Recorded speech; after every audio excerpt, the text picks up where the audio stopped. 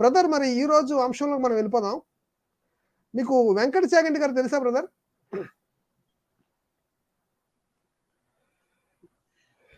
అది మా మొట్టమొదట వీక్షిస్తున్న వీక్షకులందరికీ ప్రభు అయిన యేసుక్రీస్తు నామమున శుభములండి.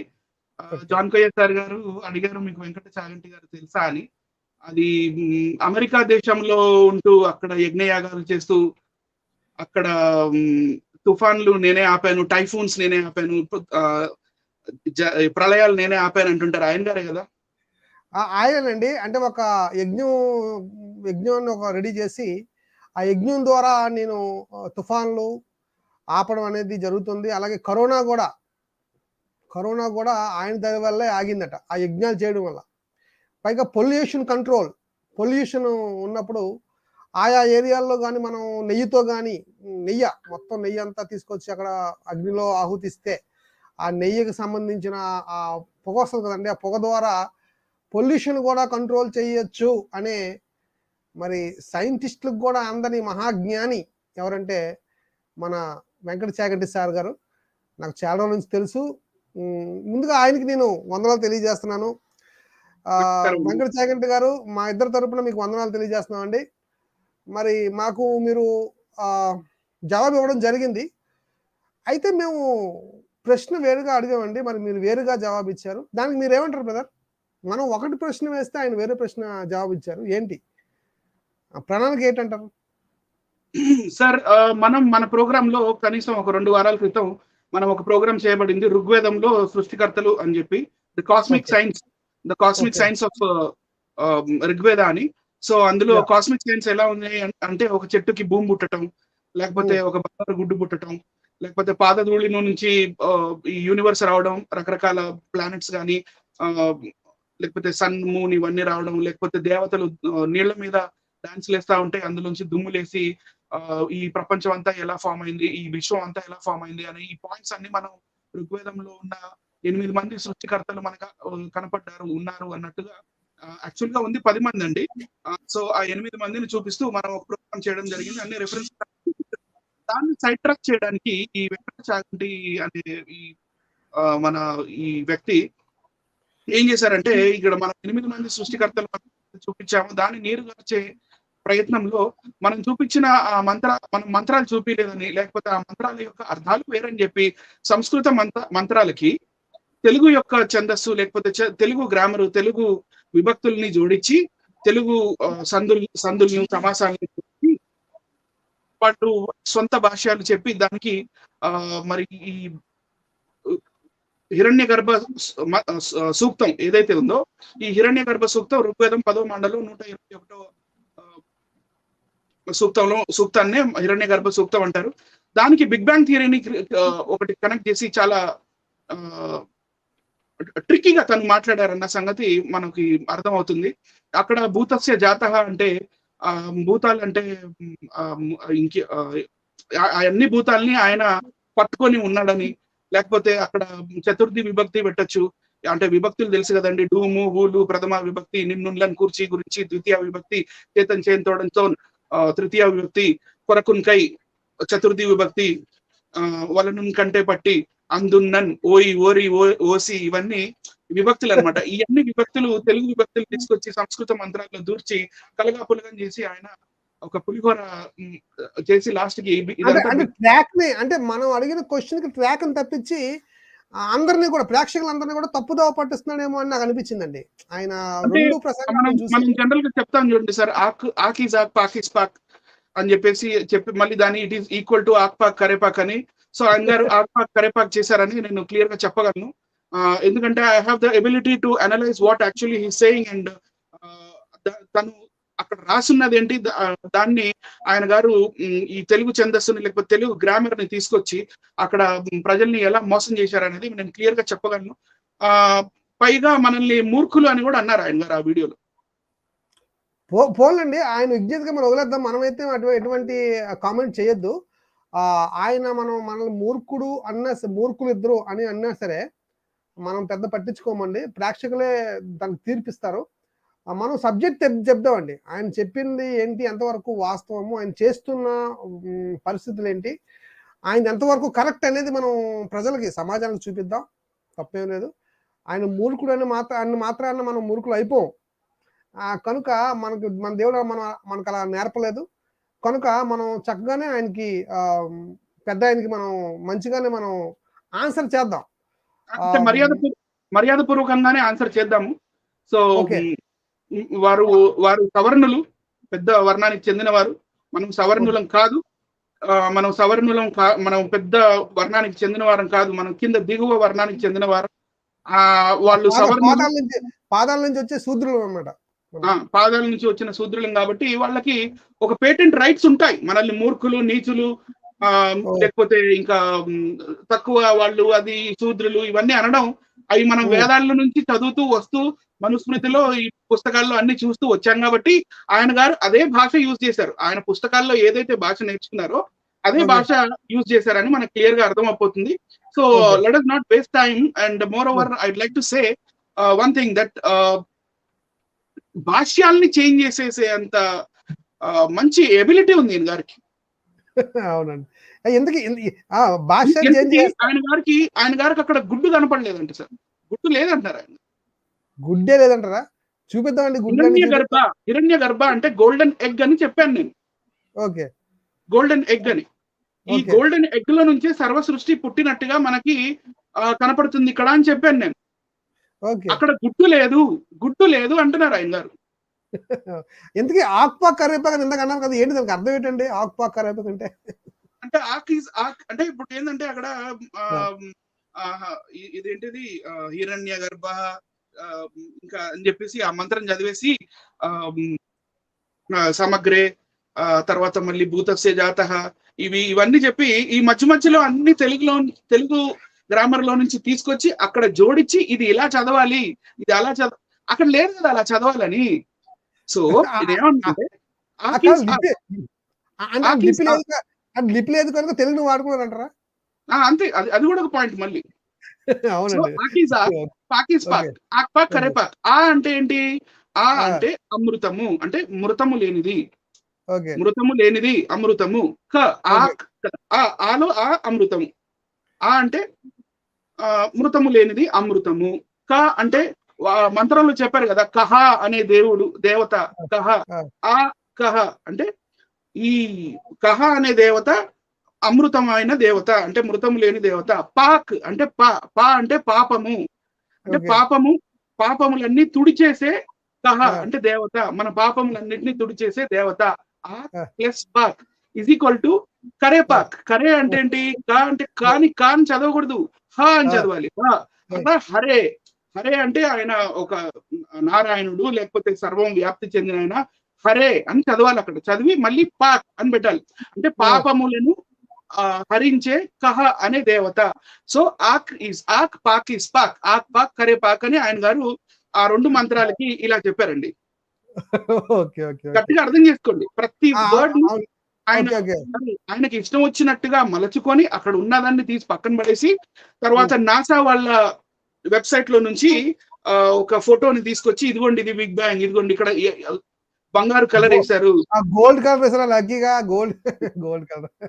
సో కానీ కామెంట్ సెక్షన్ లో ఉన్న కామెంట్ చేసే ప్రజలు కూడా చాలా బాగా కామెంట్స్ ఇచ్చారు. ఏంటంటే సూపర్ గురువు గారు, మీరు సూపర్, అసలుకి క్రైస్తవులకి ఏం తెలుసు, వాళ్ళకి ఏమి రాదు, వాళ్ళకి నోటికి వచ్చింది ఒకేస్తుంటారు, ఏమేమో బుక్కుల నుంచి తీసుకొచ్చి ఏదేదో చూపించి సొంత భాషలు చెప్పి వాళ్ళు ఇట్లా చేస్తుంటారు అని చెప్పి వాళ్ళు కూడా కామెంట్స్ ఇచ్చారు. అది అంటే బాగా నవ్వుకోవచ్చు ఆ కామెంట్స్ కూడా.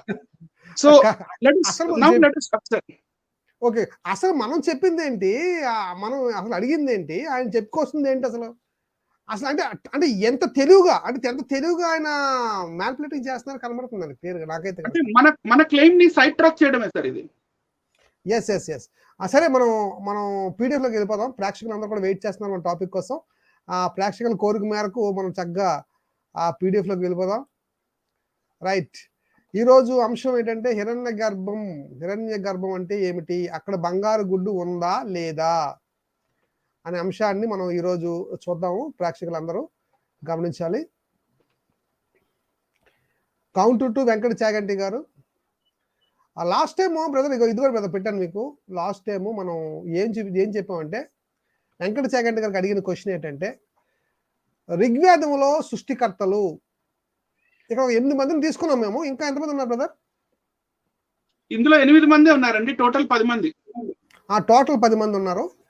ప్రజాపతి వేదాల్లో ఉన్న రెఫరెన్స్లు కూడా మేము ఇచ్చాము. మంత్రాలు ఇచ్చామండి. ఋగ్వేదము 10వ మండలం 21వ సూక్తము 1వ మంత్రము, ఋగ్వేదము 10వ మండలము 190వ సూక్తము 3వ మంత్రము, ఋగ్వేదము 2వ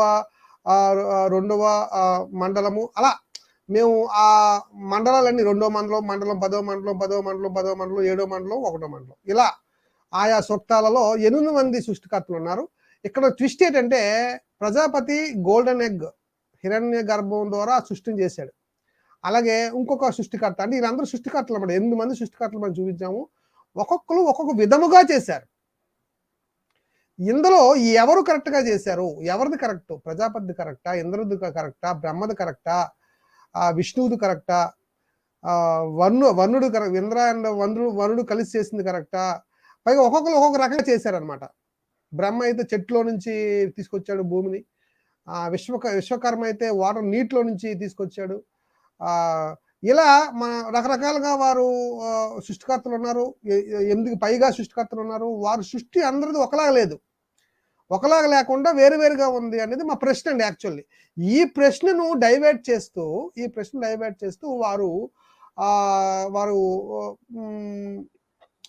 మంత్రాలకు అర్థాలు అంటూ ఛందస్సులు, తెలుగు ఛందస్సులన్నీ కలిపేస్తూ, సంస్కృతానికి ఎలాగా లిపి లేదు కనుక ఆయన ఒక లిపిని చూపించి ఆ లిపిలో ఉన్న ఛందస్సులను తెలుగులో కలుపుతూ మాట్లాడడం జరిగింది. ఇది ఎంతవరకు వాస్తవం అండి? అసలు మీరు 8 మంది సృష్టికర్తలు మేము చూపించాము.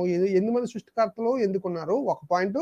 రెండో పాయింట్, వారి సృష్టిలు ఏ విధంగా ఉన్నాయి, ఎందుకు ఇంత వ్యత్యాసంగా దేనికి దానికి ఇన్ని కాంట్రడిక్షన్స్ ఎందుకున్నాయి వేదాల్లో అనేది మీరు ఎక్స్ప్లెయిన్ చేయాలి సమాజానికి. కానీ మీరు ఏది ఎక్స్ప్లెయిన్ చేయకుండా 2 వీడియోల్లో కూడా మీరు కేవలం మంత్రాలకు సంబంధించిన అర్థాలు చెప్పుకొని వచ్చారు తప్ప అసలు విషయాన్ని మీరు తప్పుగా పట్టించారు అనేది మా ఉద్దేశం.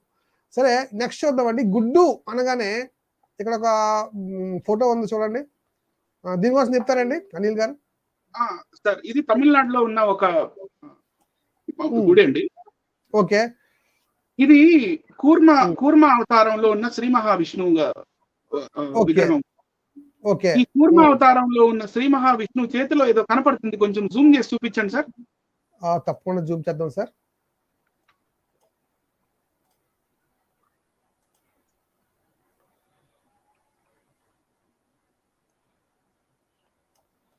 చూడండి, ఇగో చూడండి, ఈ ఆకారం చూడండి ఒకసారి.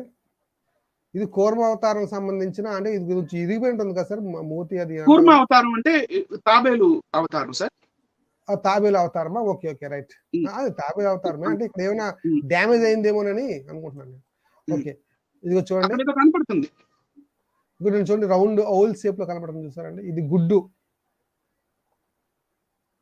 అంటే విగ్రహం పాత ఓల్డ్ విగ్రహం. ఇది కూడా ఇది 14వ శతాబ్దానికి చెందింది సార్. 14వ శతాబ్దం చెందిన ఒక విగ్రహం ఇది. ఆ కూర్మ అవతారానికి సంబంధించిన ఈ విగ్రహం చేతుల్లో, ఈ 2 చేతుల్లో ఏముందో చూడండి, గుడ్డు. అంటే ఈ సృష్టి అంతా ఈ గుడ్డు ద్వారా జరిగింది అనేది భావనగా ఈ విగ్రహాన్ని చెక్కడం జరిగింది. ప్రేక్షకులందరూ గమనించండి. Right sir. నెక్స్ట్ వెళ్ళిపోదాం అండి.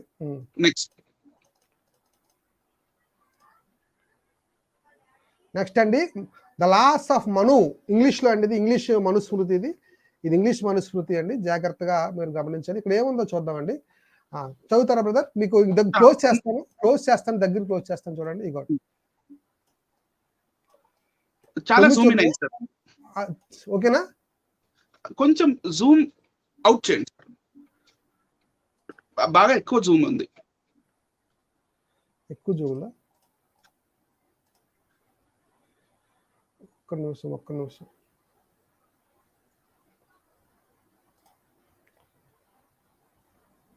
Hello sir. ఓకే, ఇక్కడ సార్ చూడండి, సరిపోతుందా? Okay, okay sir. Now it's okay. ఇప్పుడు ఇది మనుస్మృతి 1వ అధ్యాయము 8వ శ్లోకం యొక్క తాత్పర్యం నుంచి నేను ఇంగ్లీష్ లో చదువుతున్నాను చూడండి sir. He Okay. Thought deeply అంటే దేవుడు హీ థాట్ డీప్లీ అంట. He Okay. థాట్ డీప్లీ చాలా డీప్ గా ఆలోచించాడు. Okay. He wish to emit various sorts of creature from his own body. ఆయన Okay. శరీరంలో నుంచి ఎన్నో జీవరాశుల్ని సృష్టించాలి అని అనుకున్నాడు. First he emitted the waters. First Okay. ఆయన నీటిని పుట్టించాడంట. Then Okay. He emitted his semen in them. ఆయన వీర్యాన్ని అందులో పోసాడండి. అంటే బీజం, బీజాన్ని పోసాడు. బీజాన్ని పోసాడు. పోసాడు.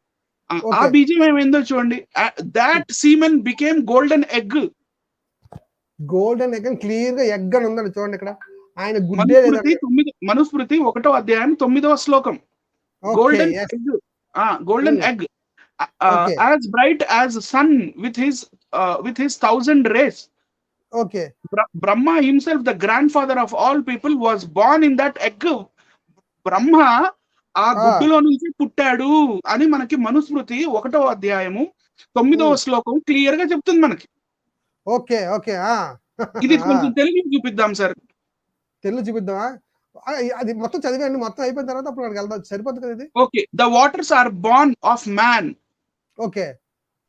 So it is said, indeed, the waters are the children of the primordial man.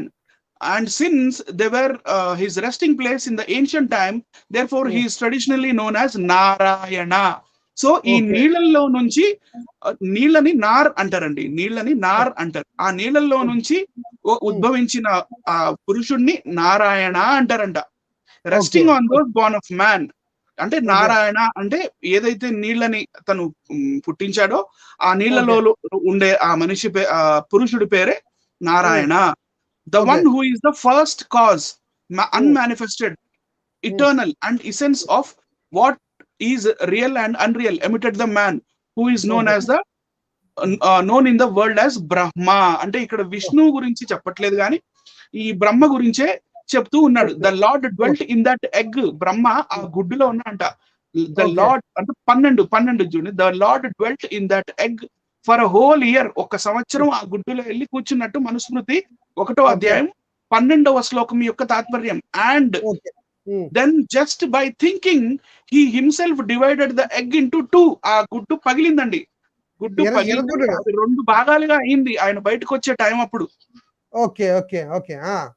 Out of the 2 fragments he made the sky and the earth and the atmosphere in the middle. అంటే ఆ గుడ్డు 2 ముక్కలుగా ఇరిగినప్పుడు ఆ గుడ్డుకి పైన తొక్క కింద తొక్క ఉంటుంది కదండి గుడ్డుకి. ఉంటదండి. ఆ పైన ఏమో స్వర్గం అయింది, కింద తొక్క వచ్చేసి భూమి అయింది. మధ్యాకాశం ఏమైంది? మధ్యలో స్పేస్ ఏదైతే ఆ 2 టెంకిల మధ్యలో ఏదైతే ప్లేస్ మిగిలిపోయిందో అది ఆకాశం అయింది అని చెప్తున్నారు ఇక్కడ. గుడ్డు. ఓకే. ఓకే. రైట్ అండి. అంటే ఆమ్లెట్ వేస్తే ఎలాగైతే మధ్యలో నుంచి ఈ శన ఇది వస్తాయో అట్టు వేయడానికి, ఆమ్లెట్ వేయడానికి, ఆ విధంగా విడిపోయిన తర్వాత మధ్యలో ఉన్నదంటే అట్మాస్ఫియర్ మారింది అనమాట. అవును సార్, అవునండి. అలా మారింది అని మనకి ఇక్కడ క్లియర్ గా కనపడుతుంది మనుస్మృతిలో. రైట్. ఇది మనుస్మృతి అండి, తెలుగు అండి ఇది. కొంచెం జూమ్ చేయాలి సార్ ఇది నాకు. ఆ పరమాత్మ 9వ శ్లోకం ఏదైతే ఉందో ఆ 9వ శ్లోకం యొక్క తాత్పర్యం చదువుతున్నాను సార్. ఆ పరమాత్మ తన శరీరము నుండి వివిధ ప్రాణకోట్లను సృష్టింపదలచి తొలుత జలములను సృష్టించను. First water సృష్టించాడండి. తరువాత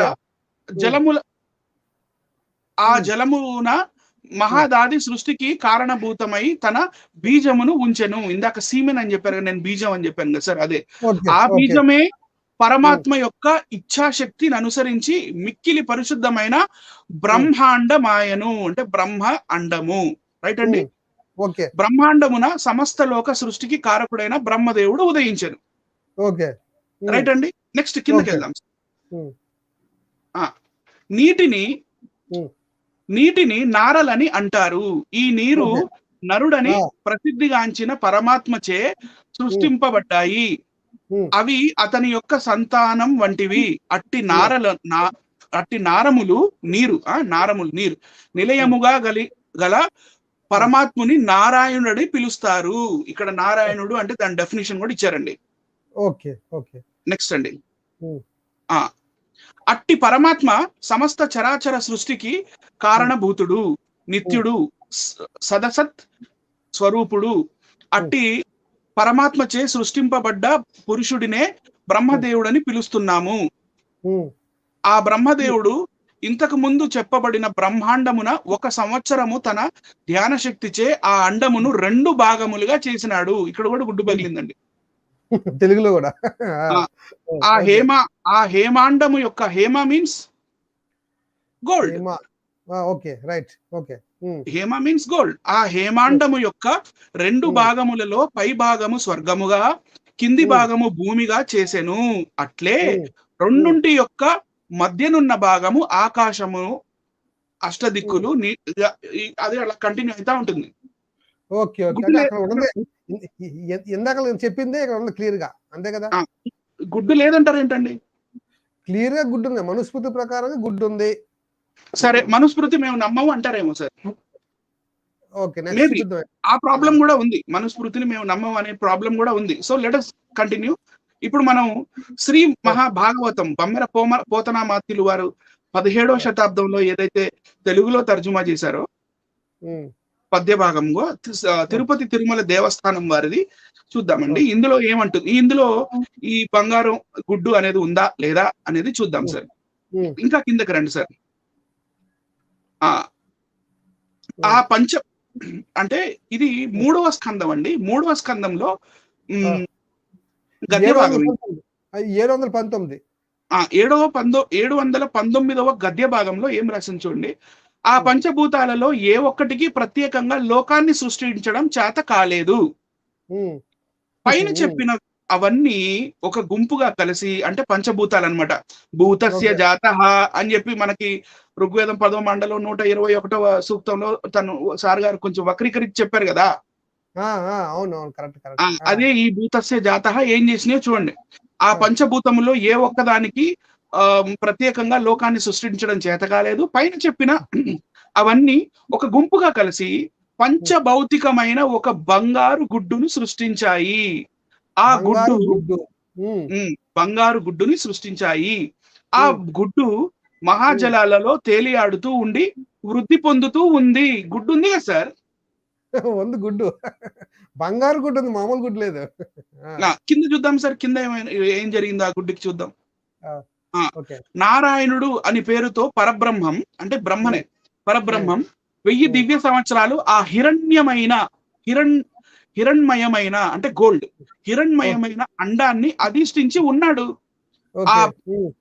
ఆ శ్రీమన్నారాయణుడి బొడ్డు నుండి 1000 సూర్యుల కాంతులతో వెలుగుతూ సమస్త ప్రాణి సమూహానికి ఆశ్రమైన ఒకానొక పద్మం పుట్టింది. ఆ పద్మంలో నుండి భగవదంశతో చతుర్ముఖ బ్రహ్మ జన్మించాడు.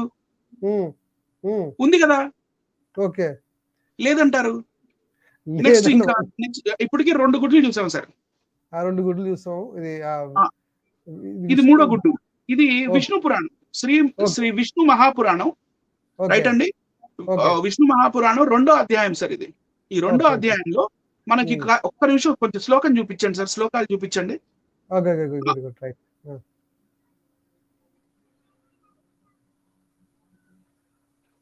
సార్ కనబడుతుందా? ఓకే,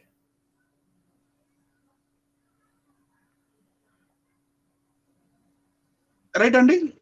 ఓకే, దాని అర్థం ఏంటి? Having combined therefore with one another, they assumed through their mutual association the character of one mass entire unity. అంటే ఒక మాస్ ఒకటి తయారైంది, అంటే మొత్తం ఒక ఈ పంచభూతాలు ఒక ఆబ్జెక్ట్ ని తయారు చేసాయి.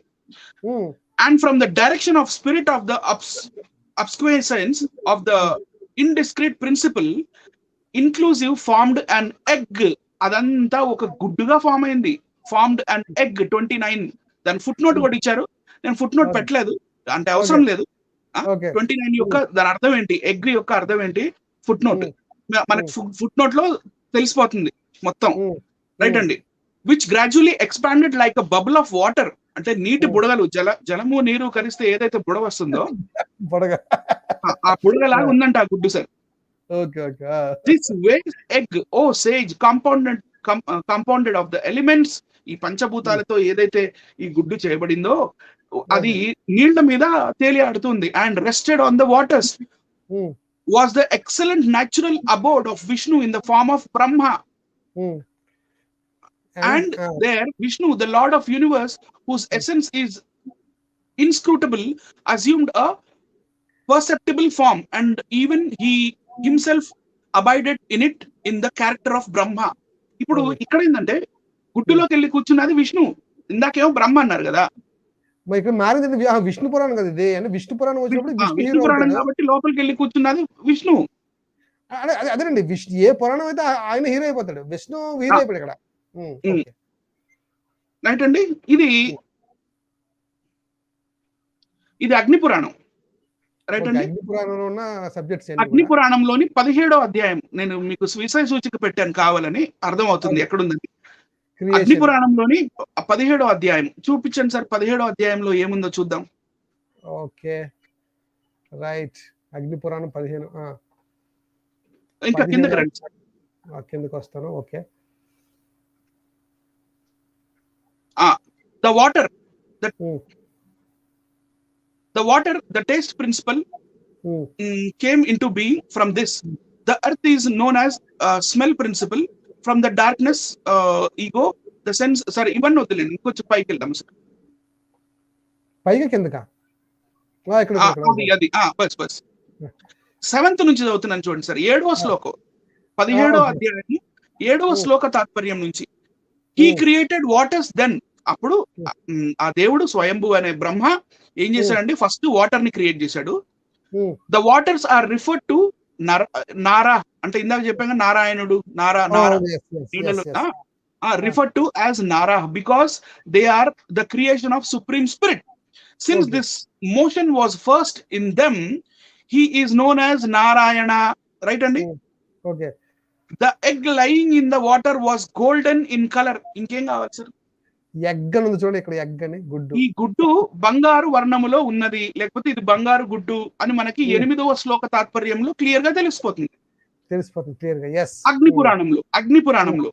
Okay right. మళ్ళీ from that Brahma was born on his own accord. తను సొంతగా స్వయంగా బ్రహ్మే పుట్టాడు అందులోంచి.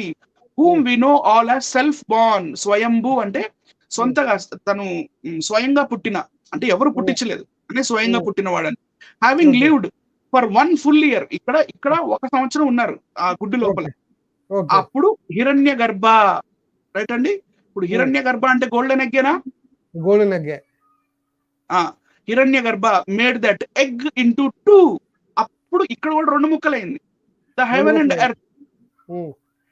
Between those 2 pieces the Lord created the sky. అది అంటే పైది, అంటే బిట్వీన్ దోస్ 2 pieces, పైదేమో స్వర్గం అయింది, కిందదేమో భూమి అయింది కదా, మధ్యలో ప్లేస్ స్కై అయింది అని ఇక్కడ కూడా అగ్ని పురాణంలో కూడా మనకి సేమ్ విషయం చెప్తున్నారు. Okay okay okay. నెక్స్ట్ అండి, ఇది బ్రహ్మ పురాణం. ఓకే. ఇది కొంచెం కష్టంగా ఉంటుంది తెలుగు, అయినా నేను ట్రై చేస్తాను సార్. ఆ పారాగ్రాఫ్ నుంచి పైకి కొంచెం పైకి వెళ్ళి. స్వయంభు అయిన భగవంతుడు వివిధ ప్రజలను సృష్టింప అఖిల అభిలషించిన వాడై ప్రప్రదమున ఉదకములను, అంటే ఉదకములను సృజించి వాని యందు స్వకీయంబగు వీర్యంబును నిక్షేపించెను. అంటే వాటర్ లో వీర్యం పోశారు, అంటే బీజము. ఉదకంబులు నారంబులను చెప్పబడును. ఆ జలంబులు అయినంబు ఆయన స్థానములుగా ఉన్నాయి అంటారు. ఓకే గల వాడు గావుననే యా భగవానుడు నారాయణ నామంబున విఖ్యాతుండ అయ్యను. ఇట్లు జల వినిక్షిప్తమైన ఆ వీర్యము బంగారు రంగు గల ఒక గుడ్డుగా ఆవిర్భవించెను.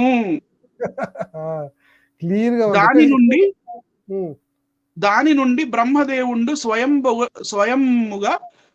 స్వయముగా ఉద్భవించెను. కావుననే అతడు స్వయంభు అని యస్మాదాదులచే నా కర్ణిక పడుచున్నాడు. ఓకే. భగవంతుడగు హిరణ్య గర్భుడు హిరణ్య గర్భం నా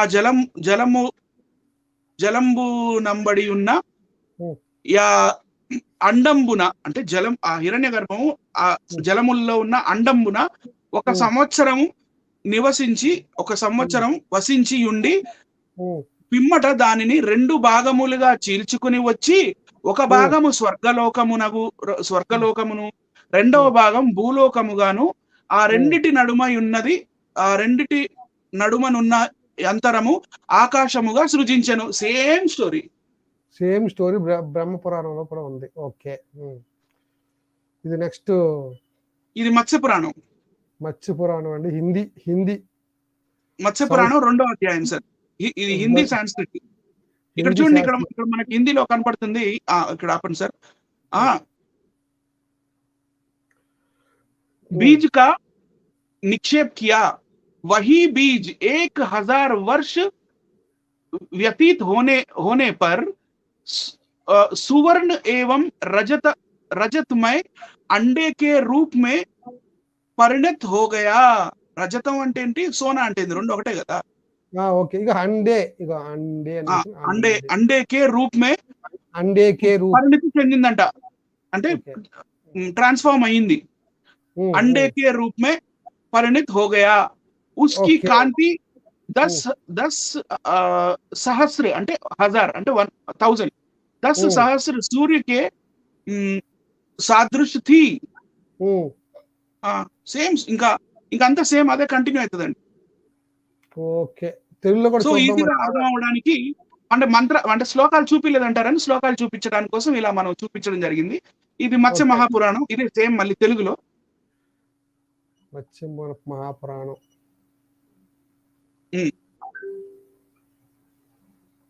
వాటి యందు వీర్యమును ముందు లైన్ నుంచి చదువుతాం సార్. ఆ పరమాత్మయే అంటే నేను చదువుతున్నాను. ఆ పరమాత్మయే స్వయముగా ఉద్ధృతుడు అయ్యను, తనకు శరీరము కావాలనని. అసలు ఈ గుడ్లోకి వెళ్ళి కూర్చునే అవసరం ఏమొచ్చింది అంటే, తనకి శరీరం లేదండి. ఆ పరమాత్మకి శరీరం లేదు. శరీరం కావాలంటే గుడ్డులో కూర్చొని ఇన్క్యుబేషన్ అవ్వాలి. ఆ ఇన్క్యుబేషన్ పీరియడ్ 1000 సంవత్సరాలని ఒక దగ్గర ఉంది, 1 సంవత్సరం అని కొన్ని దగ్గర ఉంది. రైట్ అండి. ఓకే, అక్కడ కూడా కాంట్రడిక్షన్స్ ఉన్నాయి. దేవుడికి శరీరం కావాలంటే వెళ్ళి గుడ్డులో కూర్చోవాలనేది టాపిక్ ఇక్కడ. ఓకే, గుడ్డు టాపిక్. ఓకే, ఈ గుడ్డు ఎందుకంటే, కానీ శరీరం లేకముందే వీర్యం వచ్చేసింది చూడండి. Okay okay okay.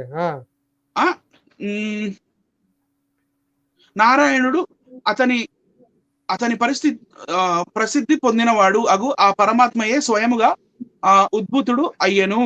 తనకు శరీరము కావాలనని సంకల్పించుకొనుచు సమస్త జగత్తును సృష్టింపదలచుచు మొదట జలమునే సృష్టించెను. వాటి యందు వీర్యములు నిలిపెను.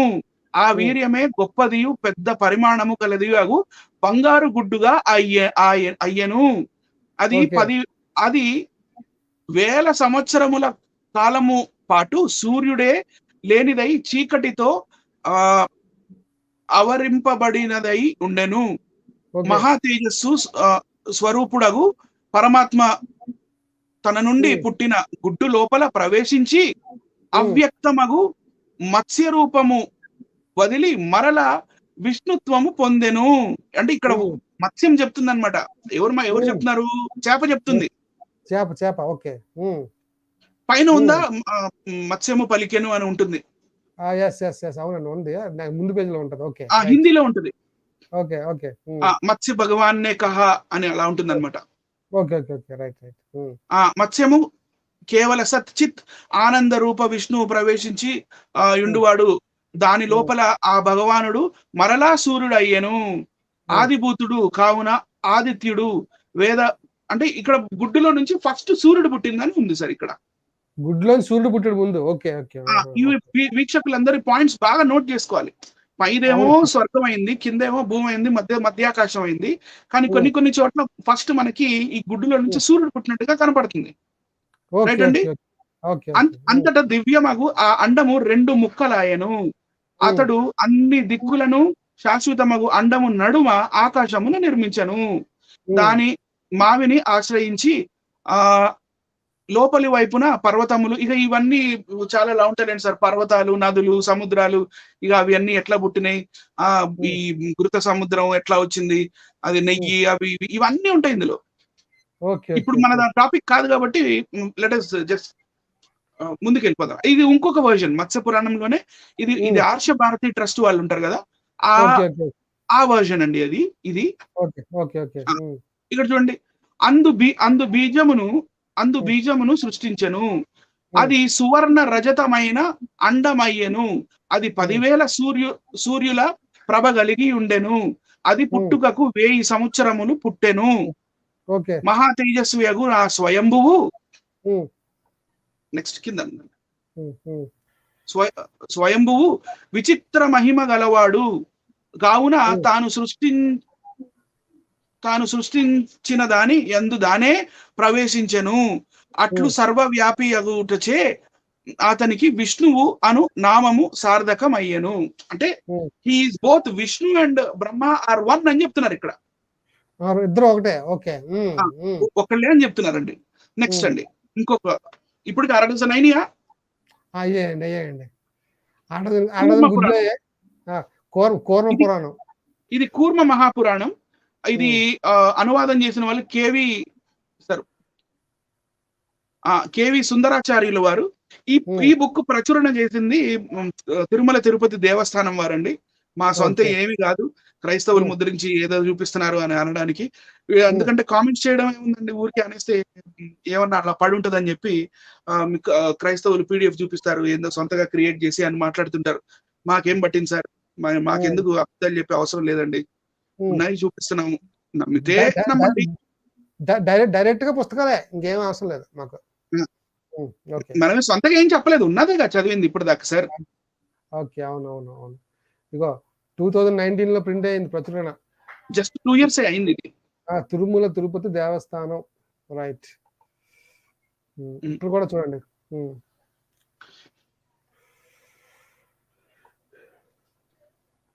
విశేషాల నుండి జలములోని బుడగల వలె నీటిలోనే ఉండి పెద్ద అండము బ్రహ్మాండము ఒకేసారి పుట్టింది.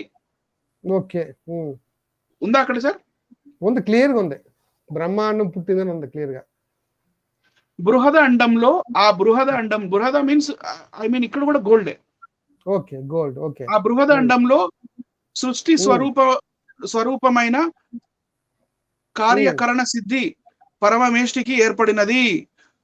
ప్రాకృత అండంలో అంటే ఏదైతే ప్రకృతి పంచభూతాలు తయారు చేసినాయో అందుకనే ఇక్కడ ప్రాకృత అండం అన్నారు. ప్రాకృత అండంలో బ్రహ్మ సంజ్ఞ గల క్షేత్రజుడు ప్రపంచ రూపముగా విస్తారము చెందినాడు, అనగా వృద్ధి చెందినాడు. సార్ నెక్స్ట్ పేజ్ లోకి వెళ్దాం సార్. ఇదే ఉంటది మొత్తం.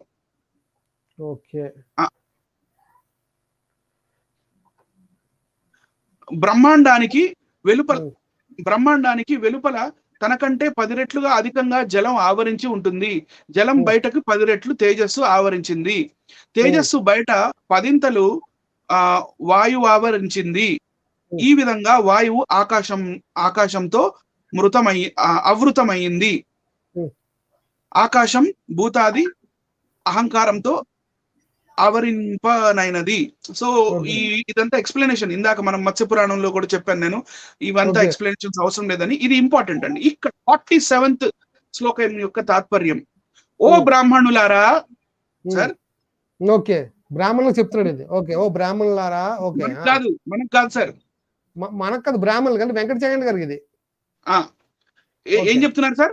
ఓ బ్రాహ్మణులారా, ఓ బ్రాహ్మణులారా, ఈ విషయంలో ఇంత మాత్రమే చెప్పవచ్చు. ఈ మాయ మిక్కిలి గహనమైనది. బీజ రూపంతో నేను వర్ణించినదంతా ప్రధానము, అనగా ప్రకృతి కార్యము. ఇక్కడ దేవుడే చెప్తున్నాడండి. అంటే దేవుడిగా భావిస్తున్న ఎవరైతే ఉన్నారో ఆయనే సొంతగా చెప్తున్నాడు. ఇదే దిస్ ఈస్ ద ట్రూత్. ఈ విషయంలో ఇంత మాత్రమే చెప్పొచ్చు. ఈ మాయ మిక్కిలి గహనమైనది. బీజ రూపంతో నేను వర్ణించినదంతా ప్రధానము. అది ఫస్ట్ స్టేజ్. సెకండ్ స్టేజ్ ఏం చెప్తున్నాడు చూడండి, ప్రధానము. సెకండ్ స్టేజ్ ఇది శ్లోకం అండి. చూపించండి శ్లోకం ఒకసారి చూపించండి.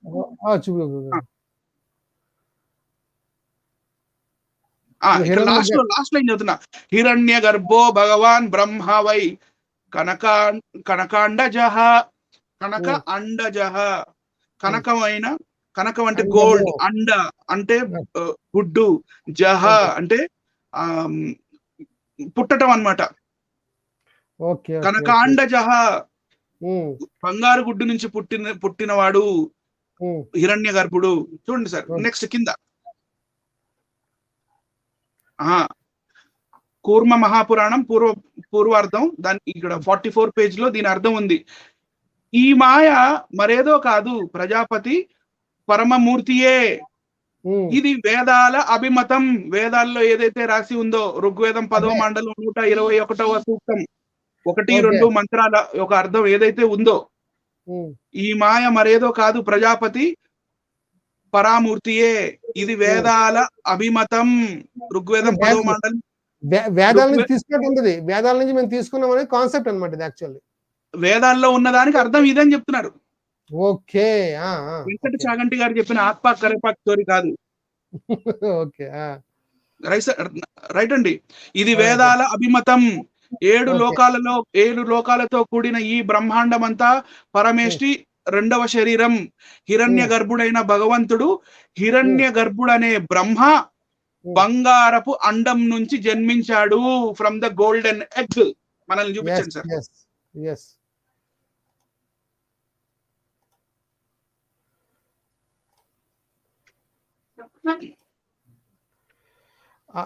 ఇక్కడ డౌట్ ఉందండి నాకు. ఏంటంటే ఈ పురాణాలకి వేదాలకి లింక్ ఉంది. ఇక్కడ మాత్రం లింక్ ఉంది. వీరేమంటారంటే మాకు ప్రామాణికం వేదాలు మాత్రమే, వేదాలు ఉపనిషత్తులు భగవద్గీత ఇదే పట్టుకున్నారు చాలా మంది. అందులో ఈ వెంకట చాగంటి గారు కూడా ఉన్నారేమో అని డౌట్ నాకు. అంటే ఈ వెంకట చాగంటి గారు ఏంటంటే ఓన్లీ వేదాలు అంటారు. ఈయన ఓన్లీ వేదాలు అంటారు. నాకు ప్రశ్న ఉందండి. ఏంటంటే ప్రజెంట్ ఉన్న సమాజంలో, హైందవ సమాజంలో వేదాల్లో ఉన్న దేవుళ్ళు ఎవరైనా ఆరాధింపబడుతున్నారా? ఒక పాయింట్. వెంకట చాగంటి గారు నాకు చెప్పాలి ఈ విషయం. ప్రజెంట్ ఉన్న వేదాల్లో ఉన్న దేవుళ్ళు ప్రజెంట్ ఉన్న సమాజంలో ఆరాధింపబడుతున్నారా? మన కాలానికి వేదాలు ఎంతవరకు పనికొస్తున్నాయి? నాకు తెలిసి పురాణాలు 18 పురాణాల్లో ఉన్న దేవుళ్ళు దేవతలు కనబడుతూ ఉంటారు మనకి. గుళ్ళలో కనబడతారు, వారు సమాజం, హైందవ సమాజంలో కనబడతారు. అంతేకాకుండా ఈ పురాణాల్లో ఉన్న ఆచారాలు, ముఖ్యంగా ఆచారాలు, ఒక గృహప్రవేశం కానివ్వండి, ఒక పెళ్ళిళ్ళు కానివ్వండి, పూజా పునస్కారాలు కానివ్వండి, చాలా వ్రతాలు కానివ్వండి, జ్యోతిష శాస్త్రం కానివ్వండి, రకరకాలుగా ఉంటాయి కదా, వాళ్ళ ఆచారాలు ఉంటాయి కదా. అవి కూడాను వీరు ఏం చేస్తారంటే ఈ పురాణాల్లో నుంచి నాకు కనబడుతున్నాయి తప్ప వేదాల్లో నుంచి అసలు కనబడట్లేదు కదా. అసలు వేదాలు ఎందుకండి మరి ఆటప్పుడు మన కాలానికి ఉపయోగపడతాయి అసలు అవి? మరి వారేమో పురాణాలని కాదంటారు. పురాణాలు ఏం చెప్తున్నాయంటే వేదాల నుంచి తీసుకున్నాం మేము, ఆ గుడ్డు కోసం వేదాల నుంచి తీసుకున్నాం అంటున్నారు. మరి ఇక్కడ కూర్మ పురాణంలో మరి మీరేమంటారండి అనిల్ గారు? మరి ఇలా ఈ విధంగా జనాల్ని ఏం చేస్తున్నారంటే వేదాలని కొందరు, లేదు పురాణాలే మాకు ఇంపార్టెంట్ అని మరికొందరు, తీరా చూస్తే సమాజంలో ఎటు చూసినా సరే పురాణాల్లో ఉన్నవే కనబడుతుంటాయి మనకి. ఒక శివుడి దగ్గర వెళ్ళమనుకోండి, ఆ శివ పురాణంకి సంబంధించినవన్నీ కనబడుతుంటాయి అక్కడ. పూజా విధానం కానివ్వండి, ఒక విష్ణు ఆలయానికి వెళ్తే విష్ణుకు సంబంధించిన పూజా విధానం కనబడుతుంటుంది సమాజం. అంటే మరి పురాణ వేదాలు ఈ రోజుల్లో అసలు ఆ దేవుళ్ళు ఆరాధించలేనప్పుడు వీళ్ళు వేదాసవాళ్ళని పెట్టి అవే మాకు ప్రమాణం, అవే మాకు పునాది, మేము యజ్ఞాలు చేస్తాం, యజ్ఞాల ద్వారా మేము తుఫాన్లు ఆపుతాం, కరోనాలు ఆపుతాం, అలాగే పొల్యూషన్ తగ్గిస్తాం అనడం ఎంతవరకు కరెక్ట్? అసలు వేదాలు ఈ సమాజానికి ఎంతవరకు ఉపయోగపడతాయి? అసలు మీరేమంటారు? కామెంట్ లో చెప్పండి బ్రదర్. నాకు ఒక 5 మినిట్స్ పడుతుంది. వీక్షిస్తున్న వీక్షకులందరూ కూడా చాలా జాగ్రత్తగా వినాలండి. నేనేదో పెద్ద జ్ఞానిని నేను చెప్పట్లేదు. నేను చదివింది, నేను గమనించింది, నేను చేసిన రీసెర్చ్ లో నాకు అర్థమైంది. వేదాల్లో ఉన్నవి ఋషుల మంత్రాలు. ఋషులు ఏవైతే మంత్రాలు చెప్పారో, యజ్ఞాలు, యాగాలు, వాళ్ళ పూజలు, పునస్కారాలు ఇవి చేసేటప్పుడు ప్రతి దానికి ఒక మంత్రం ఉంటుంది. ప్రతి దానికి. ఇప్పుడు నేను ఒక చిన్న పుల్ల తీసుకొని ఆ పుల్లని నేను నెయ్యిలోకి ఇట్లాని, ఆ నెయ్యి ఇట్లా పుల్లకు కూడా మంత్రం ఉంటుంది. రైట్ అండి. సో ఈ వేదాలు అనేవి ఇవన్నీ మంత్రాలు. ఈ యజ్ఞ యాగాదులు ఎలా చేయాలి అని చెప్పి ఒక ఒక కెనన్ లాంటిది అనమాట. It is like standard operating procedures. Okay. ఇందులో డౌట్స్ వస్తాయి. ఎవరికి? వేదాలు చదువుతున్న ఆ స్టూడెంట్స్ కి డౌట్స్ వస్తాయి. డౌట్స్ వచ్చినప్పుడు వాళ్ళ గురువు గారు అన్నారు, నిషద్ అన్నారు. Means bring Nishad, I will kill it. నేను దాన్ని చంపేస్తా. ఏంటి? Come with doubt, I will kill your doubt. నీ సందేహాలతో రా, నీ సందేహాలు నేను క్లియర్ చేస్తా. దాన్నే ఉపనిషత్ అంటే ఉపనిషత్. ఉపనిషత్తులు అందులో 2 రకాలు. It is further divided into 2. Okay. It is divided into 2. అరణ్యకాలు, బ్రాహ్మణాలు. ఓకే. అరణ్యకాలు అంటే ఏదైతే ఋషులు మునులు వీళ్ళు అరణ్యాల్లో కూర్చొని ఏవేవైతే అంటే బాహ్య ప్రపంచం ఎదురుగా చేయకుండా వీళ్ళు ఏదైతే వీళ్ళ సాల్వేషన్ కోసం, వీళ్ళ నిత్య జీవనం కోసం, లేకపోతే లోక కళ్యాణం కోసం ఏదైతే యజ్ఞాలు యాగాలు చేస్తారో ఆ యజ్ఞ యాగాదుల డౌట్స్ అన్ని అరణ్యకాలంలో ఉంటాయి. ఓకే. ఆ అంటే వేదాలకు సంబంధించింది. ఇప్పుడు గురుగారు మీరు 6వ మండలంలో సోయన్స్ సూక్తం చెప్పారు, అది నాకు అర్థం కాలేదు, ఇదేంటి అని అడిగినప్పుడు దాని ఆన్సర్ ఇస్తారు. So doubt, answer, counter question, counter answer, ఇలా ఇవన్నీ ఉపనిషత్తులో ఉంటాయి. మళ్ళీ అరణ్యకాల గురించి చెప్పాను. బ్రాహ్మణాలు అంటే ఏంటంటే సమాజంలో ఏవైతే యజ్ఞయాగాలు చేస్తారో యజమానుల దగ్గర, రాజుల దగ్గర, లేకపోతే కొంతమంది ప్రజల దగ్గర అవన్నిటికీ డౌట్స్ స్టూడెంట్స్ కి వచ్చినప్పుడు ఆ డౌట్స్ అన్ని అడిగినప్పుడు ఆ డౌట్స్ క్లియర్ చేసే వాటిని బ్రాహ్మణాలు అంటారండి. ఓకే. ఈ అరణ్యకాలు బ్రాహ్మణాలు కలిపితే ఉపనిషత్తులు అవుతుంది.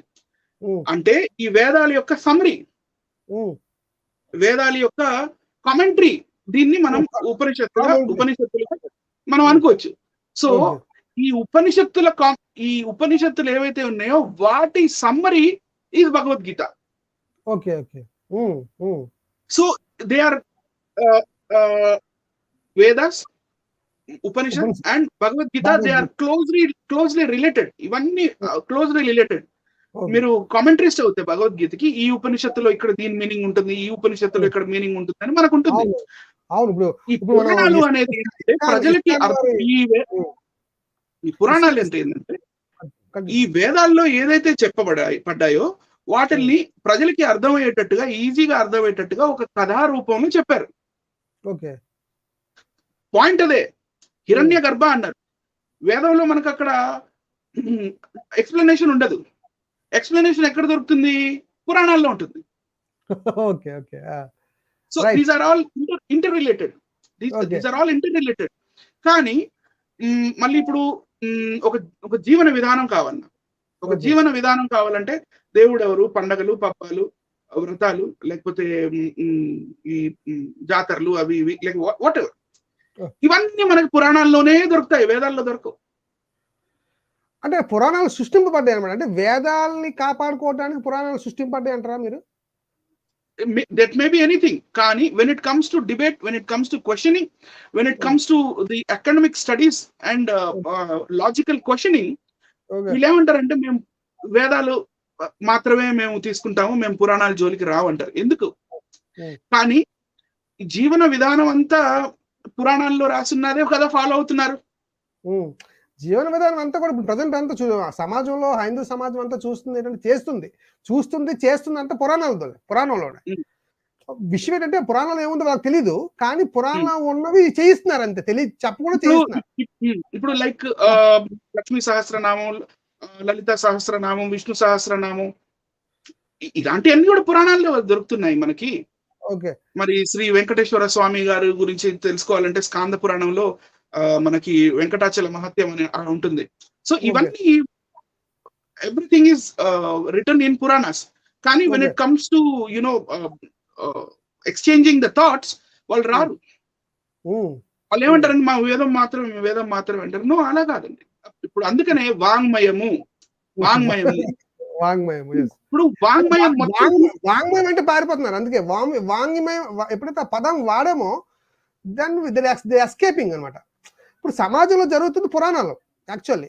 మరి దాని మీద ప్రశ్నించకుండా మనం వేదాల్లో అది సమాజానికి ఏమాత్రం కూడా అసలు ప్రజెంట్ ఆ దేవుళ్ళు కానీ, ఆ అందులో ఉన్నవారు కానీ, సృష్టికర్తలు మనం చూపించారు.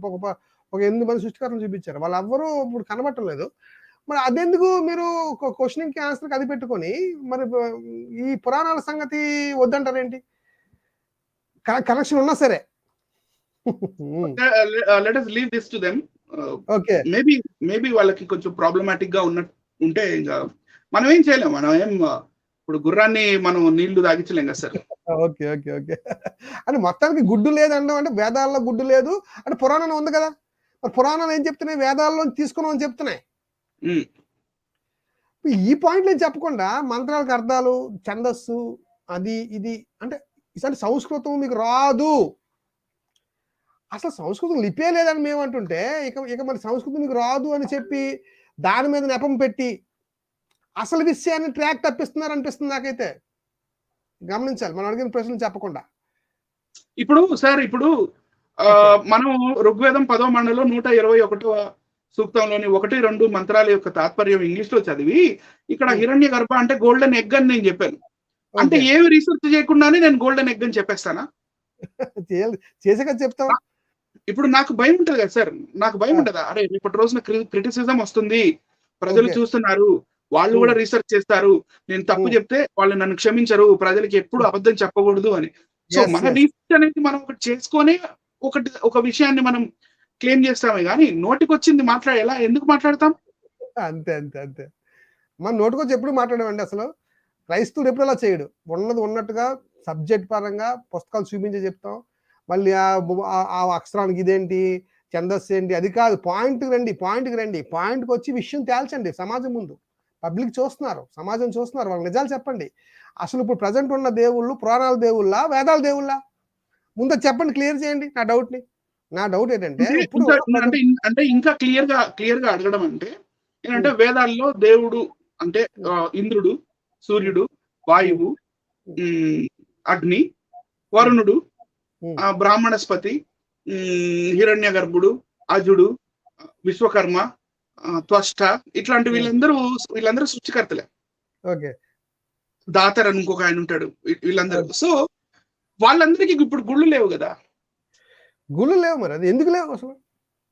ఇప్పుడు గుడులు ఉన్నది దశావతారాల్లోని ఆహ్, హ్మ్. ఆహ్, శ్రీ మహావిష్ణువు వారి ఆహ్, దశావతారాలుకి సంబంధించిన మందిరాలే గాని, మరి ఈ శివుడు మందిరాలే గాని, అమ్మవారి మందిరాలే గాని, శ్రీరాముల వారు, హ్మ్, శ్రీకృష్ణుడు వీళ్ళ మందిరాలే మనకు కనపడుతున్నాయి. వీళ్ళు వేదాల్లో లేరు కదా! అనేది మన పాయింట్. అదే. రైట్ మనం నెక్స్ట్ కంటిన్యూ చేద్దామండి. ఆహ్, ఓకే. ఇప్పుడు ఇకపోతే మనం గూగుల్‌లోకి ఆ! ఇప్పుడు మనం గూగుల్‌లోకెళ్ళిపోదాం. ఓకే. గూగుల్‌లో హిరణ్యగర్భ అని మీరు నేను ఒక నిమిషం వెయిట్ చేస్తాను. ఈ ఓకే. ప్రోగ్రామ్ పాజ్ చేసుకోండి. మీరు ఓకే. గూగుల్‌లోకెళ్ళండి. హిరణ్యగర్భ అని టైప్ చేయండి ఏమొస్తుందో చూడండి. హ్మ్. గోల్డెన్ వూంబ్ ఎగ్ కామెంట్స్‌లో తెలియజేయండి దయచేసి. కామెంట్స్‌లో తెలియజేయండి ఎవరైనా. Hiranyagarbha hmm. Sanskrit Hiranyagarbha literally the golden womb yeah! Or golden egg. Okay. అండము, బ్రహ్మాండము, హిరణ్యగర్భ అంటే అండము, ఒక గోల్డ్ హ్మ్. తే తే ప్రకృతి తయారు చేసిన ఒక బంగారంతో, కనకముతో హ్మ్. తయారు చేయబడిన ఒక అండము. Poetically hmm. Translated as universal womb is the hmm. Source of creation of universe or the hmm. Manifested cosmos in Vedic philosophy. Hmm. వేదాల యొక్క సిద్ధాంతము లేకపోతే వేదాంతము ఏదైతే ఉందో హ్మ్. వాటిల్లో దాని అర్థం ఇది అని చెప్తున్నారు. యాజ్ వెల్ హ్మ్. As an Avatar of Vishnu in హ్మ్. భాగవత పురాణం. మనం భాగవతం కూడా చదివాం కదండి. నారాయణుడు అనే పేరుతో శ్రీ మహావిష్ణువు వెళ్ళి ఆ బంగారు గుడ్డులో కూర్చుంటే ఆయన బొడ్డులో నుంచి ఒక తీగ దానికి ఒక పద్మం రావటం, ఆ పద్మంలో మరి ఆహ్, బ్రహ్మ పుట్టడం ఇవన్నీ మనం హ్మ్. ఇందాక చూసాం. Yes. Yes. Yes. Yes. Yes. Bhagavata correct. Correct. పురాణం 3వ స్కందంలో. ఓకే. ఓకే. ఓకే. రైట్ అండి. హ్మ్. సో, అదే మనకు హ్మ్. గూగుల్ కూడా చెప్తుంది. మనం అంత దూరం వెళ్ళక్కర్లేదు. వికీపీడియా. గూగుల్‌లో చూస్తే తెలిసిపోతుంది. సరే ఇది వికీపీడియా. సరే దీన్ని మేము ప్రూఫ్‌గా తీసుకోం. గూగుల్ అంటే నిన్నగాక మొన్న వచ్చిందంటారేమో. సరే ఇప్పుడు ఈ ఈ గోల్డెన్ ఎగ్ అనేది డైరెక్ట్‌గా వేదాల్లోకి ఎలా వచ్చింది? హ్మ్. ఆ! ఓకే. హ్మ్. అనేది చూద్దాం. ఇప్పుడు హ్మ్. ఈజిప్షియన్ మైథాలజీ అని కూడా ఒకటుంది. ఓకే. ఈజిప్షియన్ మైథాలజీ ఐగుప్తీయులు ఇదిగోండి యాహ్! ఈజిప్షియన్ మైథాలజీలో మనకి ఇక్కడ మధ్యలో ఏదో గుడ్డులాగా కనపడుతుంది చూడండి. అవునవునవును. ఈజిప్ట్ దేవుళ్ళకి ఒక ముఖ్యమైన దేవుడు రా. ఆ దేవుడి ఓకే. పేరు రా. రా ఓకే. అంటే సూర్యుడు అని. ఇందాక మనం ప్రేక్షకులు నోట్ దిస్ పాయింట్ అని అన్నాను. ఓకే. ఈ గుడ్డులో నుంచి సూర్యుడు ఉదయించెను అని ఉంది, సూర్యుడు అవును. పుట్టెను ఉంది. అని. ఉంది. కరెక్ట్. కరెక్ట్. కరెక్ట్. ఉందండి. ఉంది. ఇప్పుడు ఈ ఈజిప్షియన్ మైథాలజీలో ఏముందో చూద్దాం. ఈజిప్షియన్ హ్మ్. మైథాలజీలో హ్మ్. రైట్ అండి. There are several creation stories. Hmm. అంటే సృష్టి యొక్క కథలు హ్మ్. చాలా ఉన్నాయి from okay. Egyptian mythology. One of the myth is about the Ogdoad. Hmm. అంటారు. It okay. It was a state of world. It was a hmm. State of the world hmm. Before the gods were created. దేవుళ్ళు okay. అనే ప్రతి వాళ్ళందరూ create చేయకన్నా ముందు ఉన్న ఈ hmm. Ogdoad అనే story. One of the okay. Forms of Ogdoad was the cosmic egg. Egg ఇక్కడ కూడా ఎగ్ ఉంది. ఓకే. అంటే కాపీ పేస్ట్ అన్నమాట ఎక్కడి నుంచి? అంటే ఈజిప్ట్ నుంచి కాపీ కొట్టారన్నమాట వేదాల్లోకి. అది పాయింట్ అసలు. అది క్యాచ్ చేయాలి మనం అది పాయింట్ అక్కడ. ఓకే. అది ప్రేక్షకులు చాలా తెలివైన వారు సార్. తెలియని వారు. అంటే అక్కడి నుంచి కాపీ పేస్ట్ చేసుకొని ఎన్ని కథలన్నీ ఇక్కడ తీసుకొచ్చారండి అయితే. Okay. Forms of Ogdod was the cosmic egg wherein all the deities and spirits were born in the stage in the stage called the first occasion. Right అండి. తర్వాత ఇక్కడ చూడండి సన్ గాడ్ రా. ఇందాక చెప్పాను కదా మనం మత్స్య ప్రాణాలు కూడా చూసాం. The first occasion sun god Ra hatched from the egg bringing all life with him. సూర్యుడు కూడా ఈ గుడ్డులో నుంచే పుట్టినట్టుగా మనకి సేమ్ అండి. ఈజిప్టియన్ మైథాలజీ నుంచి వీళ్ళు కాపీ కొట్టారు అని అర్థమైపోతుంది. తర్వాత నెక్స్ట్ వచ్చేసి ఇప్పుడు గ్రీక్ మైథాలజీలోకి వెళ్దాం. ఓకే. గ్రీక్. ఓకే. దాన్ని ఆర్ఫిక్ ఎగ్ అంటారు గ్రీక్ లో. ఓకే. ఓకే. రైట్. ఓకే. అంటే గ్రీక్ దేవుడు ఒక దేవుడు ఉన్నాడు, ఆయన పేరు ఆర్ఫియస్ అండి. Orpheus god. Okay. ORPHEOUS Orpheus అని. ఆర్ఫియస్ అనే దేవుడు ఆర్ఫిక్ ఎగ్ ఎలా చేశాడో చూద్దాం. The Orphic egg is an ancient Greek Orphic tradition in the cosmic egg is the cosmic egg అండి. గ్రీక్ మైథాలజీ ఏదైతే ఉందో అందులో ఒక ట్రెడిషన్ ఆర్ఫిక్ ట్రెడిషన్ అనేవాళ్ళు ఇలా వాళ్ళ నమ్మకాలు ఉన్నాయి. కాస్మిక్ ఎగ్ అనేది from which hatch the primordial hermaphroditic deity Phanes అనే దేవి దేవతలు. వీళ్ళంతా వీళ్ళ లిస్ట్ వీళ్ళందరూ ఈ గుడ్డులో నుంచే గుడ్లో నుంచి మొత్తం వచ్చారు వీళ్ళందరూ. ఓకే. ఓకే. ఓకే. ఇదంతా ఒక గుడ్డు కథ అనమాట అయితే. Okay. Hello.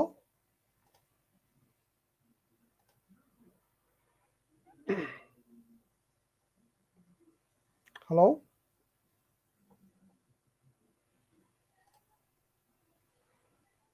Yes sir. Continue చేయండి. Sorry for the break. నేను చిన్న అంటే నెట్వర్క్ ప్రాబ్లం వచ్చింది. ఓకే. సో ఈ దేవతలందరూ వచ్చారు. కానీ హూ ఇన్ టర్న్ క్రియేటెడ్, ఇక్కడ వీళ్ళకి ఒక పాము ఉంటుందండి. హూ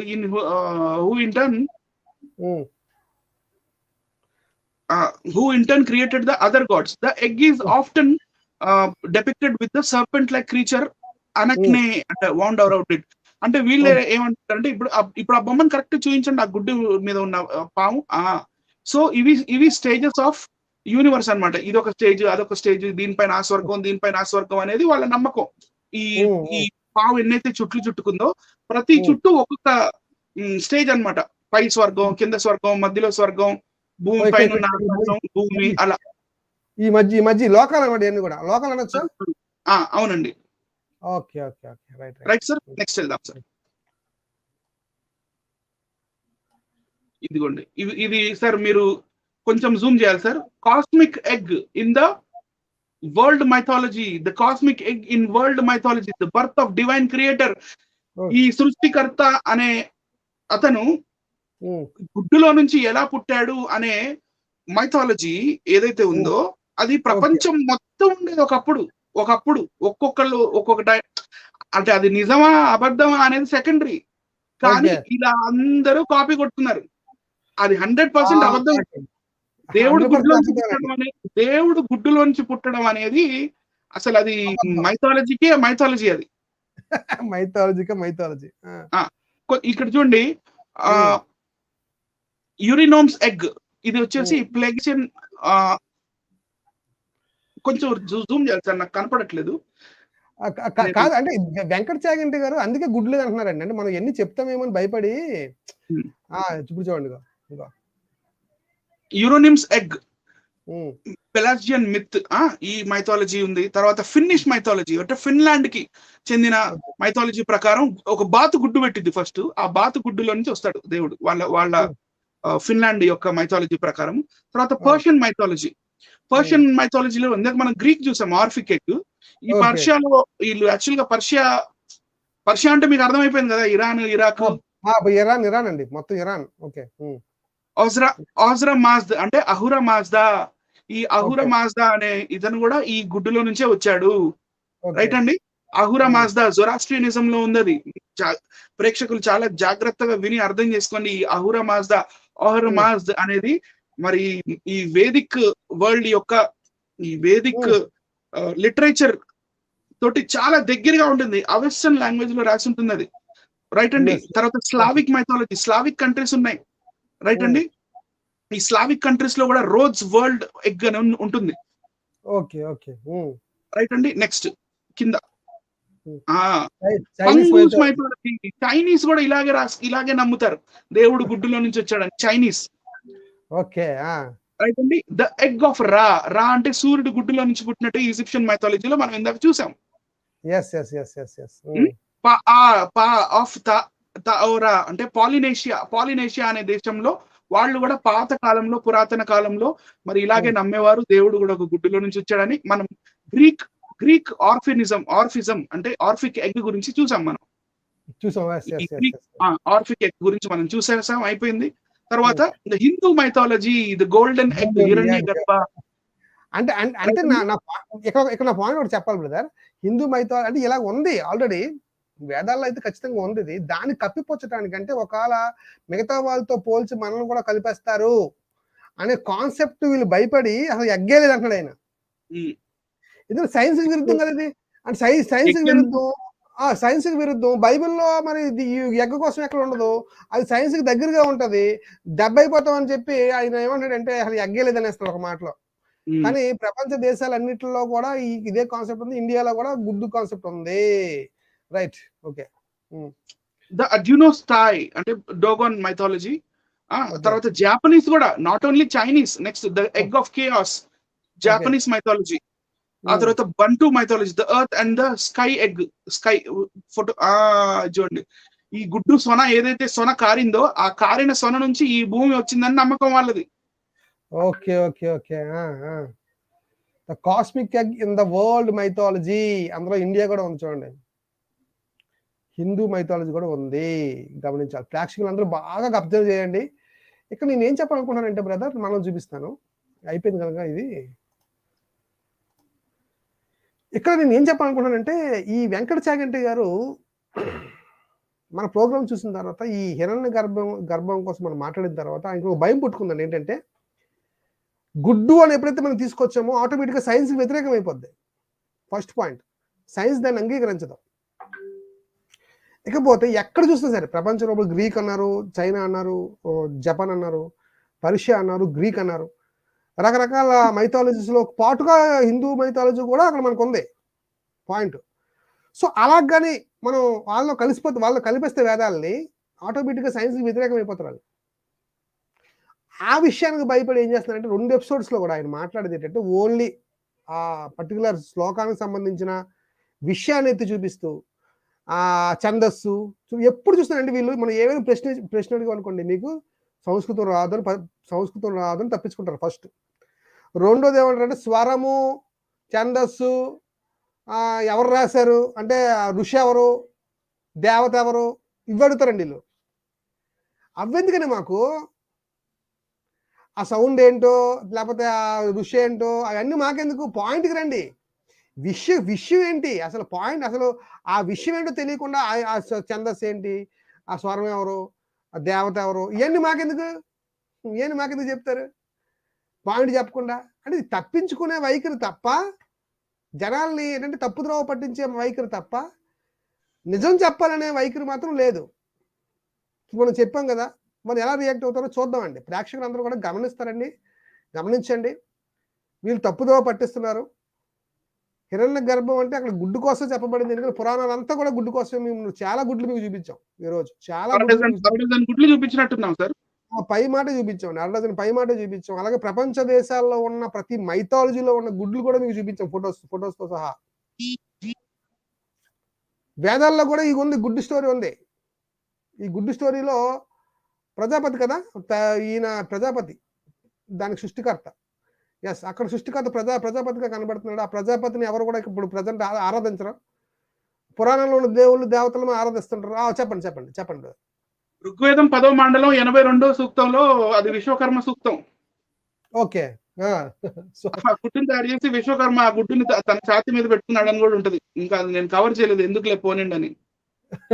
అన్ని కవర్ చేయాలి బ్రదర్, అన్ని కవర్ చేస్తే తెలిసేది కదా. లేదు అంటే వీళ్ళు ఏమంటారంటే క్రైస్తవులు వాళ్ళకి ఏమీ తెలియదు, వాళ్ళకి జ్ఞానం లేదు, మూర్ఖులు అంటారు. క్రైస్తవుడు దేవుడికి ప్రార్థన చేసుకుంటాడు సార్. ఆ జ్ఞానం దేవుడే ఇస్తాడు. ఆ జ్ఞానం దేవుడు ఇచ్చినప్పుడు కాదని ఎదురు ఆడుటకును వీరు లేదని అనడానికి ఆ వాక్కుని దేవుడు ఇస్తాడు. Yes, correct. అది మనం నమ్ముతున్నాం కనుక ఖచ్చితంగా చూసిన బైబిల్ ఎంత కరెక్ట్ గా సైన్స్ కి. అందుకే అండి మేము ఇప్పటికీ ఛాలెంజ్ ఇస్తున్నాం, సమాజానికి ఛాలెంజ్ ఇస్తున్నాం అండి. ఇప్పటికీ మేము ఈ సమాజానికి ఎప్పటికీ, ఇప్పుడే కాదు ఎప్పటికీ కూడా ఆ ఛాలెంజ్కి ఎవరు కూడా నిలబడలేరని మా ఉద్దేశం. మా ఉద్దేశాన్ని మీరు మార్చండి. Linguistic evidence, historical evidence, archaeological evidence, scientific evidence కి నిలబడే ఏకైక పుస్తకం బైబిల్ మాత్రమే. It is open challenge. మేము ఎప్పటికీ అనిల్ గారు నేను ఎప్పటికీ నిలబడతాం దీని మీద. లింగ్విస్టిక్ ఎవిడెన్స్ ఉన్న గ్రంథం ఏది, హిస్టారికల్ ఎవిడెన్స్ ఉన్న గ్రంథం ఏది, ఆర్కియాలజికల్ ఎవిడెన్స్ ఉన్న గ్రంథం ఏది, సైంటిఫిక్ ఎవిడెన్స్ ఉన్న గ్రంథం ఏది తీసుకురండి. బైబిల్ మాత్రమే ఈ ఎవిడెన్స్ల మీద నిలబడే పుస్తకం.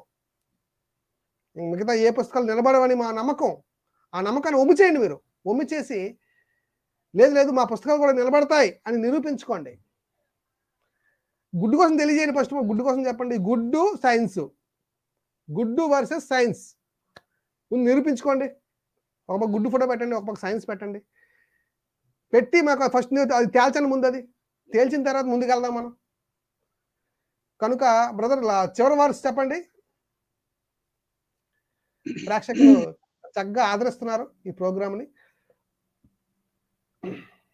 ఏం లేదు సార్, ఇప్పుడు మనం లిపి లేదు అనే ప్రతిపాదన తెచ్చాము. ఆ లిపి ఎందుకు లేదు, దానికి ప్రతిగా ఏ లిపి ఉండేది, మరి బ్రాహ్మీ లిపి ఎలా వచ్చింది, ఎక్కడి నుంచి వచ్చింది, ఆ బ్రాహ్మీ లిపి నుంచి దేవనాగరి లిపి ఎలా వచ్చింది, ఆ బ్రాహ్మీ లిపి నుంచి శారదా లిపి ఎలా వచ్చింది, ఇవన్నీ మనం క్లియర్ గా చూపించాం ప్రజలకి. కాదండి, అబద్ధం చెప్పే అవసరం మనకి 120% లేదు. కాబట్టి మొన్నటి ప్రోగ్రామ్ జరిగినప్పుడు ముదిగుండ శివప్రసాదరావు గారు సంస్కృతానికి లిపి లేదు అని ఒప్పేసుకున్నారు. ఆయన ఒప్పేసుకున్నారండి. Very good.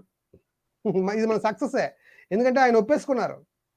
ఇది మాకు లిపి లేదని క్లియర్ గా ఆయన ఒప్పేసుకోవడం జరిగింది ఆయన వీడియోల్లో. అంటే దేవనాగరి లిపి అట ఎప్పుడో క్రీస్తు పూర్వం ఉందటండి ఆయన అంటున్నాడండి. దేవనాగరి లిపి పరిపక్వతకి వచ్చింది 10వ శతాబ్దంలోనే. నేటికి 1000 సంవత్సరాల క్రితమే. అంతకన్నా ముందు 1200 సంవత్సరాల క్రితం ఆ దేవనాగరి లిపి ఫామ్ అవుతున్న కాలంలో అది కొంచెం సైడ్ ట్రాక్ పట్టినప్పుడు దాన్ని శారదా లిపి అన్నారు. Sharada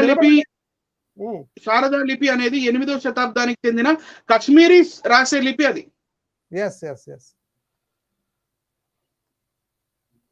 so what ever sir, గుడ్డు లేదన్నారు, గుడ్డు కనపడింది, మీకు గుడ్డు కనపడింది, ప్రజలకి గుడ్డు కనపడింది.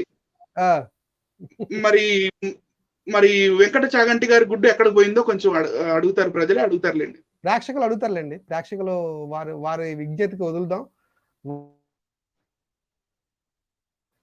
నెట్ ఓకే రైట్ అండి. మనం ఈ ప్రోగ్రామ్ ముగిద్దామండి. ఆ ప్రేక్షకులందరికీ మరొకసారి వందనాలు తెలియజేస్తాను. ఈ వీడియోని షేర్ చేయండి, అనేకులు పంపించండి ఈ వీడియోని.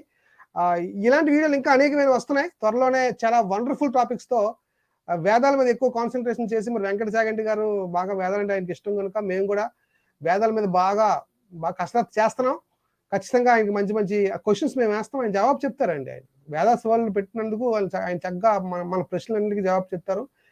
ఈ వారం రోజుల పాటుగా చక్కటి వీడియోస్ వస్తాయి. ప్రేక్షకులు రెడీగా ఉండండి. మేము అనౌన్స్ చేసిన వెంటనే ఖచ్చితంగా కొంచెం లేట్ ఇటేటు అయినా ఈరోజు కొంచెం లేట్ అయింది. మమ్మల్ని క్షమించండి. కొన్ని టెక్నికల్ ప్రాబ్లమ్స్ వల్ల లేట్ అయింది. ఎప్పుడు ఇంకా అలా జరగదు. ఆన్ టైమ్‌గా వస్తాం. ఈ వీడియోని షేర్ చేయండి, లైక్ చేయండి, అనేకులకి పంపించండి. మా 2 ఛానెల్స్ జాన్ కోయ ఛానల్ అలాగే ఏకేడబ్ల్యూసీ ఛానల్‌ని సబ్స్క్రైబ్ చేయండి. ఇంకా అనేకమైన వీడియోస్ మీకోసం రాబోతున్నాయి. వెదర్స్ మీద ఎక్కువగా రాబోతున్నాయి. అనిల్ గారు నేను కాంబినేషన్‌లో ఇంకా మంచి టాపిక్స్ మీ ముందుకు తీసుకొస్తాం. ఖచ్చితంగా మనదే విజయం అవుతుంది. మరి అందరికీ వందనాలు. Thank you very much. మనం ఇంతవరకు మాతో పాల్గొన్న అనిల్ కుమార్ గారికి మరొకసారి వందనాలు తెలియజేస్తున్నాను. థ్యాంక్ యూ అండి.